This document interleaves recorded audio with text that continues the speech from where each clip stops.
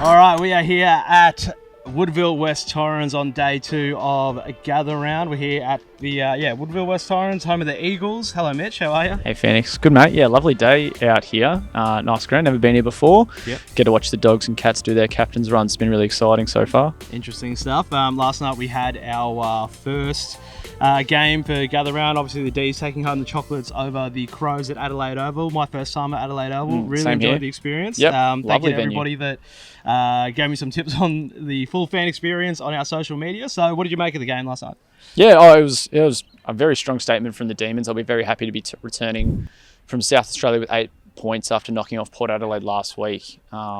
Crows certainly looking a level or two off what we would have expected for them to start this season at the very least. 0-4 now. Very hard for them to make September from here. Only one club's ever made finals since 1975 after starting the season 0-4. That was Sydney only about 7 years ago. And I think Matthew Nix might have even been a coach with the Swans at that point, but certainly a hard task ahead of him, given that his side this year aren't exactly coming off a grand final like the Swans were 7 years ago. So it's certainly a tough ask, I think, for Adelaide to be making finals from this point. Yeah, absolutely. So tough one for Crows and Matthew Nix. But to review the game a little bit, so we've got a couple of segments here brought to you by Macro Mike, which is the #1 best tasting plant protein in the universe. Absolutely. So for me, a little macro moment that really shone a light on the D's at the moment was a smother from Tom Sparrow to set up the Petrarca goal. So really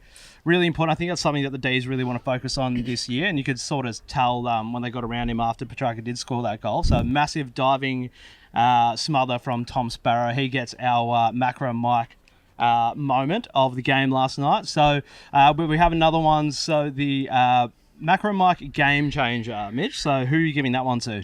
Yeah, there were a few standouts, and I think it was a lot of the usual suspects, I guess, for Melbourne, with Petrarca probably best on, Max Gawn dominant again in the ruck and across the field, Stephen May overcoming that rib issue. Yep. Looked like he probably shouldn't have played, but got through and again was one of their best performers, but probably a player who just played taller than he has often for the Demons, and has still been quite a standout for them since debuting in round 1 last year, was Judd McVee. Yeah. A fantastic ball user coming out of the back, knows where to find the ball, knows the right positioning, has become an attacking threat for them to start this season after his, debut year last year, where he was more of that lockdown, and now he's a great two-way defender, if that, I guess, is such a thing. Obviously, Backman are mostly known for their defensive efforts, but, he's in that new brand of a defender now. It can be really important how damaging they are on the offensive end, but with a player who can both lock down some of the best small forwards in the comp, and then also offer a fair bit of clean ball use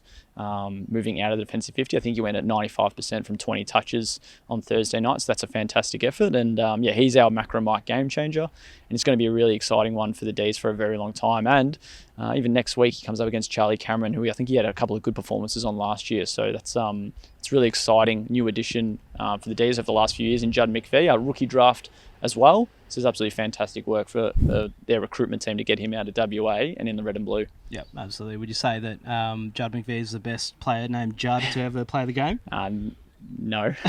It was Judd-like. We'll call it Judd-like. It was very good. The 20 touch. It wasn't a very high possession game for the D's. I think his 20 touches was the second most for the club on Thursday night in the win. But it was a very good display. Started very strong. I think 11 of those came in the first quarter when they were trying to set that pace. And a lot of the ball was in their defensive 50, and they were very resilient in keeping the Crows, I think, to just the two goals at the first break, and I think it was 3 goals at half time. So the D's backline stood up, and a part of that was Judd McVee for sure. Yep, absolutely. So big shout out to Judd McVee. He takes home our Macro Mike Game Changer Award. So don't forget, we are here at Gather Round for the entire round. So if you see us around, I've said around too many times, but if you see us around, come say hi. You can jump into some fan content with us. We'll be putting up everything on socials. We have a lot of videos and a lot of content to come. Come say hi, subscribe to the YouTube channel, and keep up to date with all the latest AFL news at zerohanger.com. Thanks, Mitch. Thanks, Phoenix. Cheers.